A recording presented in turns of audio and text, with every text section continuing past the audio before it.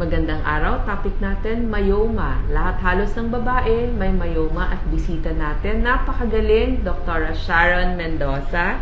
Andito tayo sa clinic niya, sa Doc Sharon Women's Ultrasound Clinic. So, pag po kayo ay may myoma, paano ba nalalaman, Dr. Sharon, kung may myoma ang isang babae?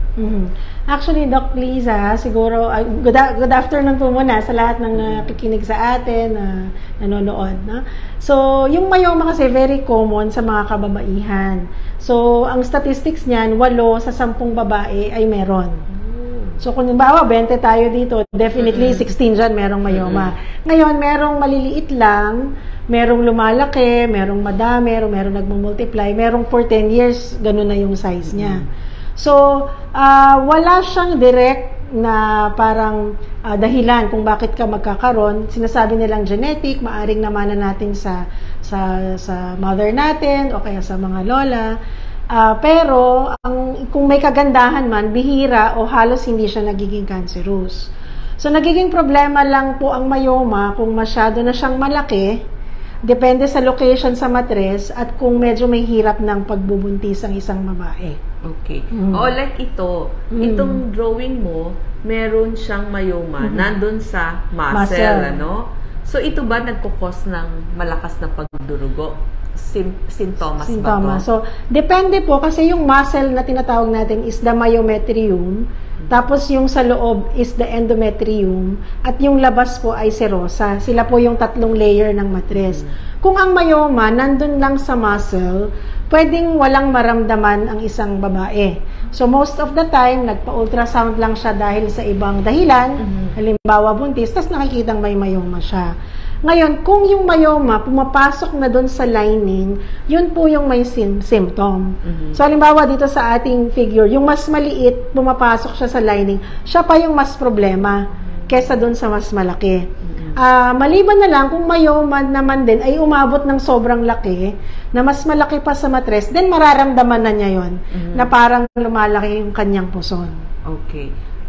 May mga babae, nagbi-bleeding, nakita anemic. Ang tanong nila, Doc, ano kaya ang gagawin sa myoma ko? Napapaliit ba to? Hahayaan lang? Kailangan ko ba ng gamot? So, una, kasi minsan, pag narinig natin o nasabi sa atin na may myoma, lahat na lang ng naramdaman natin, doon natin binase dun sa myoma na nakita. So, first, we have to find out kung saan nanggagaling yung bleeding. Baka naman meron lang siyang hormonal imbalance, baka meron siyang polycystic ovaries.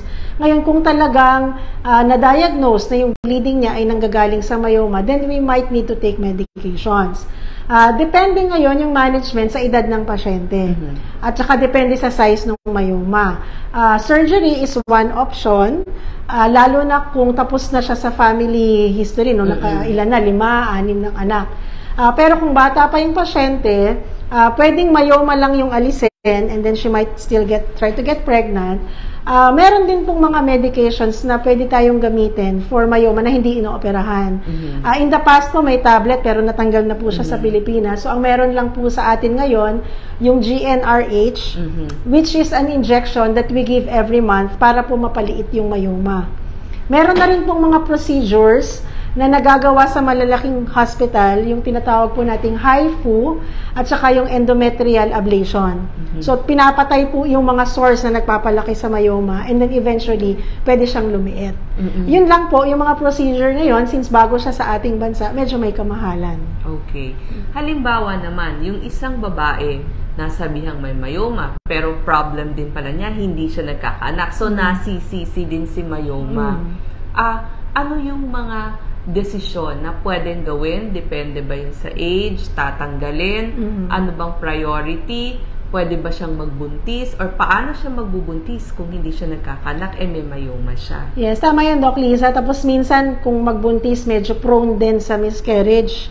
Kasi kung malapit masyado yung myoma dun sa lining. So, there are times that we have to give the injection first, yung sinasabi natin kanina, yung GnRH, para mapaliit yung myoma, magkaroon ng espasyo or space para makadaan yung similya at pag nabuntis siya, may space din para mag-develop yung baby.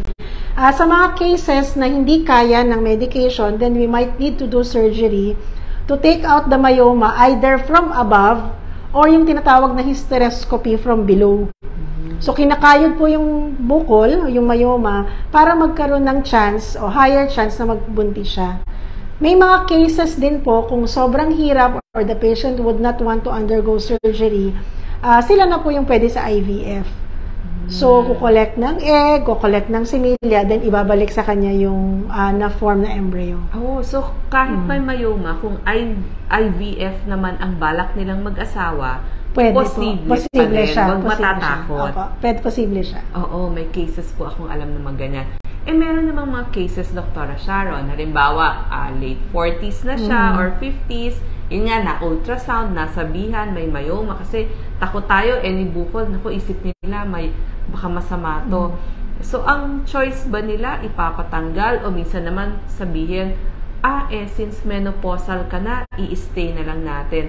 Paano sila medyo makaka-decide? Ano yung pipiliin nilang desisyon? Ang unang-una talaga po, yung childbearing na plano. So, kasi kung 40 siya, tapos wala pa siyang anak, definitely surgery is not an option. So, itatry pa rin munang paliitin at magbuntis siya.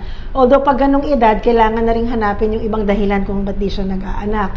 Ngayon, pwede rin po siyang i-extend na lang yung pag hindi niya pagkakaroon ng menstruation, kung malapit na siyang mag-menopause. Let's say, dumating 48 years old, may myoma, tolerable naman po yung bleeding pattern. So, sometimes we give that injectable, yung DMPA, yung pang-family planning, ang target lang po doon para hindi siya mag-menstruate hanggang menopause na niya. And then, there will be a blood test pag nag-reach siya ng mga 50, at kung talagang menopausal na siya, then pwede na nating itigil yung injection na hindi siya naoperahan. Sa mga kaso naman na panay-panay ang sali ng dugo kasi malakas ng mag-bleeding, tapos kaya lang bata, kaya lang ayaw patanggalin ng kanilang mga matres, ano naman po yung maipapayo nyo sa kanila? So first and foremost, kailangan munang i-correct talaga yung anemia. Okay, so hindi rin po lahat ay kailangan ng blood transfusion. Meron na po tayong mga blood ways para mapataas yung hemoglobin natin na pinadadaan lang sa swero. So, depende rin po, again, Doc Lisa, kung nasan yung myoma niya.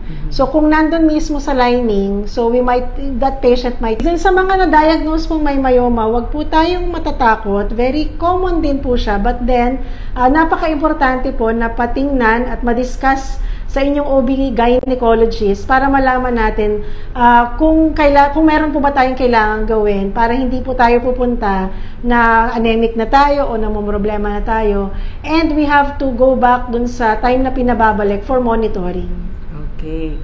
Thank you so much, Dr. Sharon Mendoza. Isa pong magaling na OB-GYN. So, lahat ng problema ng kababaihan, pupunta po tayo sa ating mga OB-GYN para hindi natin iniisip-isip, tapos may lunas dun sa ating mga nararamdaman.